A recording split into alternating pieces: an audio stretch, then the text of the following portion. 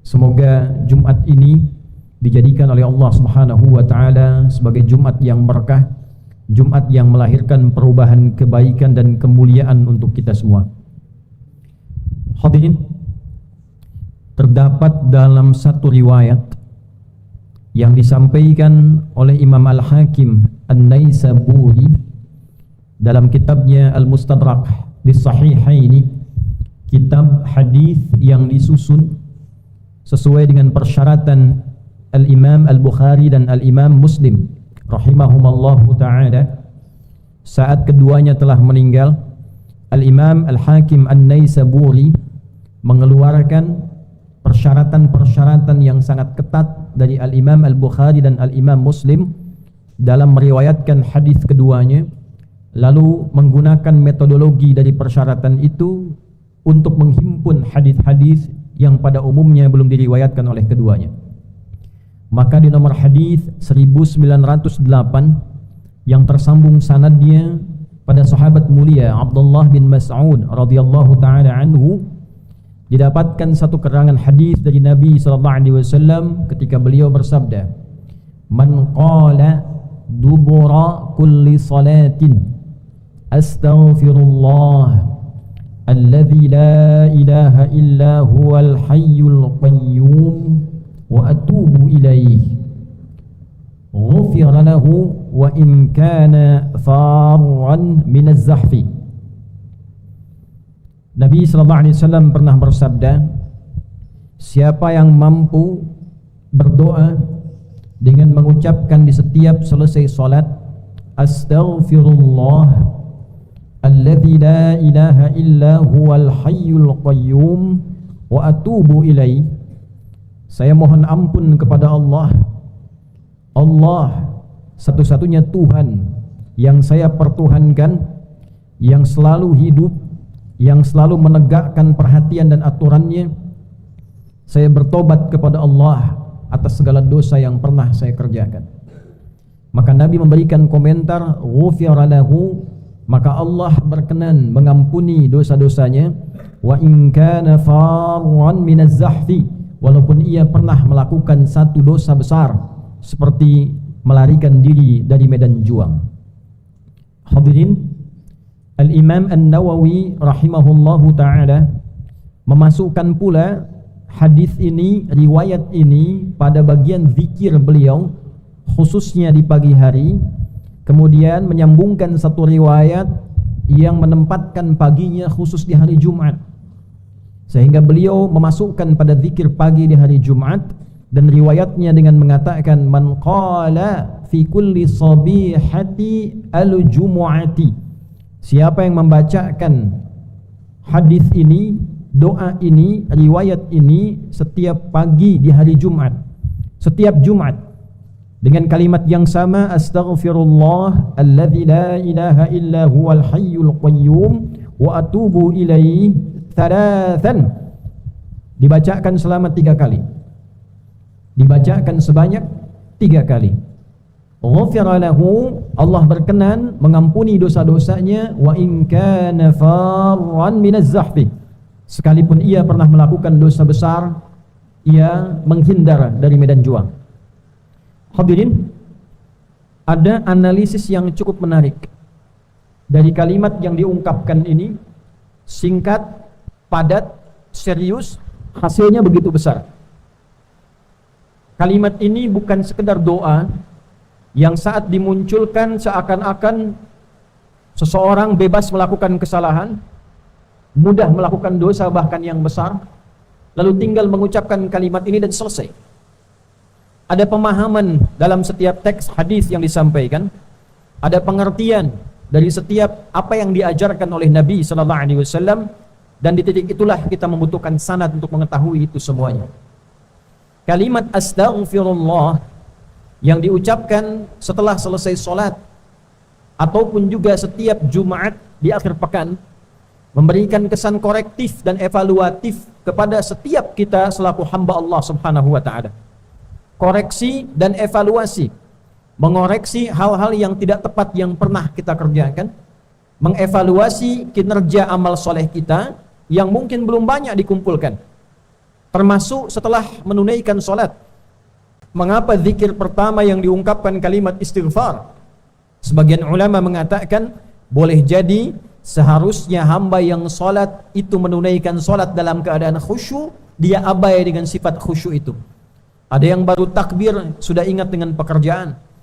Ada yang baru takbir sudah ingat dengan WA. Ada yang baru takbir teringat dengan utang. Ada yang baru takbir teringat dengan jalinan pertemanan. Dari mulai takbir sampai dengan salam ditutup yang terakhir, barangkali di bawah standar kekhusyuan, di bawah 50%, dia bisa fokus beribadah pada Allah Subhanahu wa taala.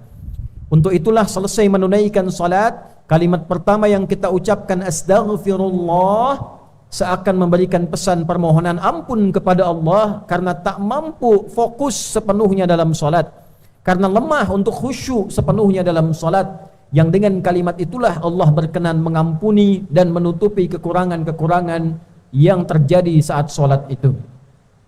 Pun demikian, antara solat satu ke solat yang lainnya, diucapkan astaghfirullah bukan sekedar diungkapkan di lisan, tapi sekaligus mengingat dalam fikiran, meresapkan dalam hati, apa kesalahan yang pernah diperbuat itu, dosa apa yang pernah dikerjakan itu.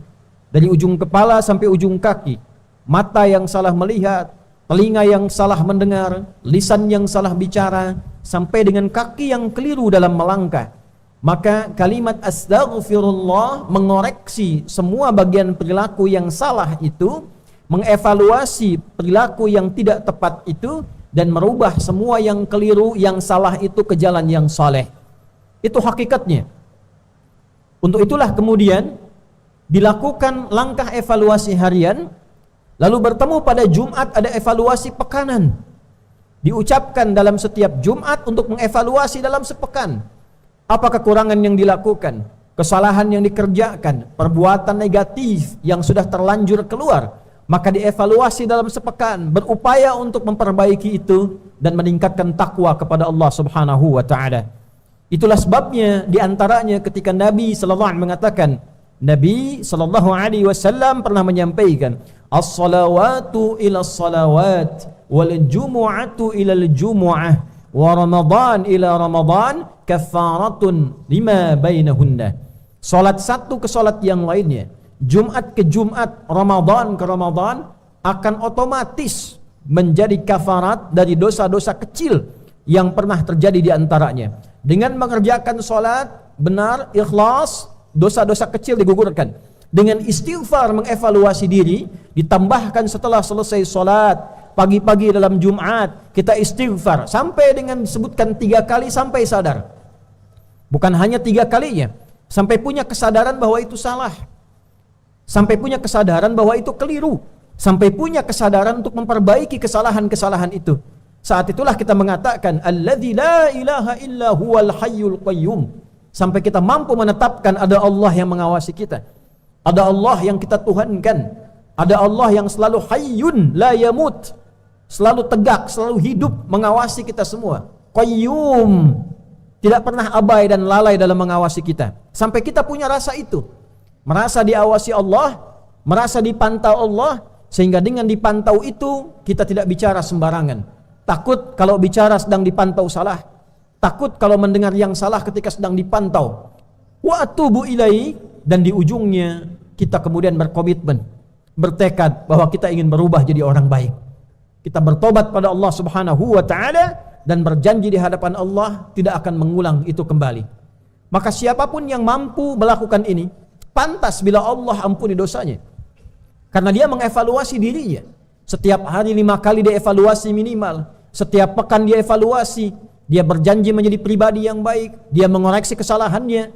Pantas Nabi mengatakan, kalau ada orang yang melakukan itu, bekerja dengan benar dan mempertahankan itu sampai dia wafat, maka Allah Subhanahu wa taala berkenan menganugerahkan kebaikan-kebaikan dalam hidupnya di dunia, di alam kuburnya terjaga, dan dimuliakan saat kembali pada Allah Subhanahu wa taala dalam kebaikan.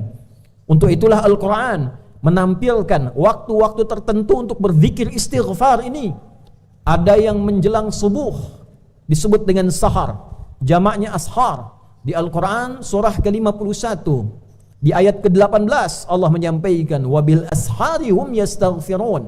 Ada orang-orang yang punya zikir khusus, orang-orang calon penghuni taman surga. Setiap kali akan datang subuh setelah tahajud, dia beristighfar kepada Allah Subhanahu wa taala. Astaghfirullah, astaghfirullah, astaghfirullah. Dan di antara zikir yang disebutkan pengampunan dosa tadi, astaghfirullah alladzi la ilaha illa huwal hayyul qayyum wa atubu ilaih. Dia sebutkan sampai 3 kali hingga terasa pada jiwanya. Orang-orang yang mampu mengamalkan itu diisyaratkan dalam surah Ali Imran setara dengan orang-orang yang berinfak, setara dengan orang-orang yang sabar, setara dengan orang-orang yang berbuat baik. As-sabirina was-sadiqina wal-qanitina wal-munfiqina wal-mustaghfirina bil ashar. Wal-mustaghfirina bil ashar. Orang-orang yang rajin istighfar, rajin mengevaluasi diri, rajin memohon ampunan menjelang fajar, maka Allah setarakan seperti halnya orang-orang yang infak, orang-orang yang sabar, orang-orang yang khusyuk, dan orang-orang yang senantiasa dekat dengan Allah Subhanahu wa taala. Ada lagi yang memahami bahwa amalan-amalan itu menghadirkan kemuliaan-kemuliaan. Rajin istighfar juga berpotensi menambah kepercayaan Allah untuk memberikan titipan harta kepada kita. Ditemukan keterangan itu di Quran surat Nuh misalnya. Di ayat ke-10 itu dengan kalimat istighfar. Faqultu astaghfiru rabbakum innahu kana ghaffara yursilis samaa'a 'alaikum midrara wa yumdidkum bi amwal. Aku katakan, kata Nabi Nuh alaihissalam pada umatku, ayo istighfar kepada Rabbmu. Sungguh Allah itu maha menerima istighfar, maha menerima taubat, maha mengampuni dosa sebesar apapun. Kalau itu sudah diberikan, maka anugerah diturunkan, air hujan dibuka. Hujannya bukan musibah dalam arti yang buruk, hujannya turun dengan rahmat, hujannya kebaikan, hujannya menghilangkan, meringankan panas, menghilangkan penat, menghilangkan debu-debu yang menghadang. Wa yumdibkum bi amwal. Setelah itu Allah tambahkan harta benda supaya kita bisa ibadah dengan harta itu. Itulah sebabnya kenapa di Ali Imran disetarakan dengan munfiqin. Ketika hartanya datang, maka orang rajin istighfar, gemar berinfak. Bukan sekedar tambah harta, tambah mewah, tambah foya-foya, tidak. Pelaku istighfar, ahli istighfar, ketika dititipkan harta, dia gemar berinfak. Istighfar pengaruh kepada kekhusyuan. Wal qanitin, qanitun itu adalah sifat bagi orang-orang yang khusyuk dalam salat di antaranya. Al-Baqarah ayat 238. Hafizu 'alas salawati was salatil wusta wa qumu lillahi qanitin. Orang-orang yang istighfarnya bagus akan berdampak pada salatnya pun bagus. Salatnya baik. Bila salatnya sudah baik, doanya terkabul. Bila salatnya sudah baik, pribadinya jadi baik. Maka istighfar ini agung nilainya.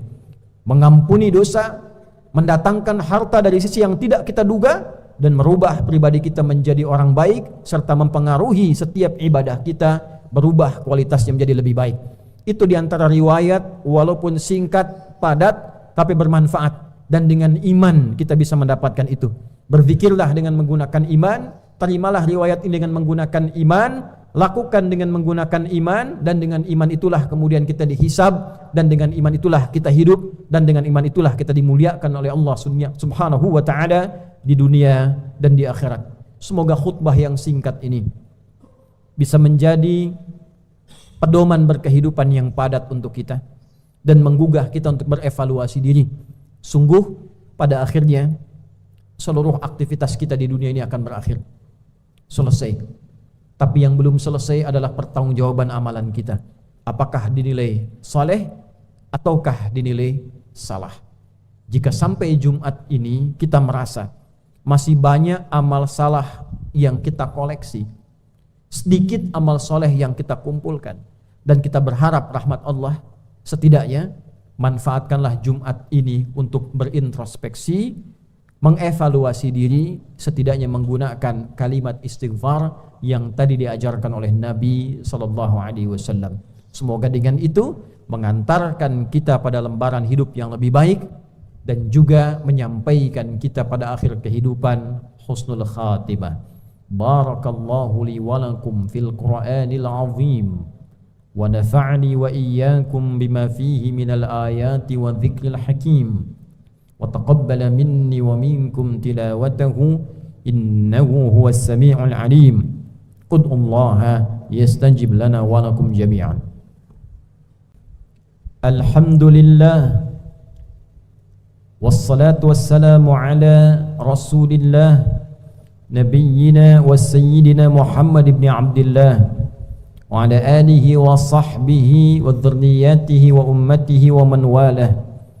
Nashhadu an la ilaha illallah wahdahu la sharika lah, lahul mulku wa lahul hamdu yuhyi wa yumitu wa huwa ala kulli syai'in qadir, wa natubu ilaihi wa nashhadu anna Muhammadan abduhu wa rasuluhu alladhi la nabiyya ba'dah.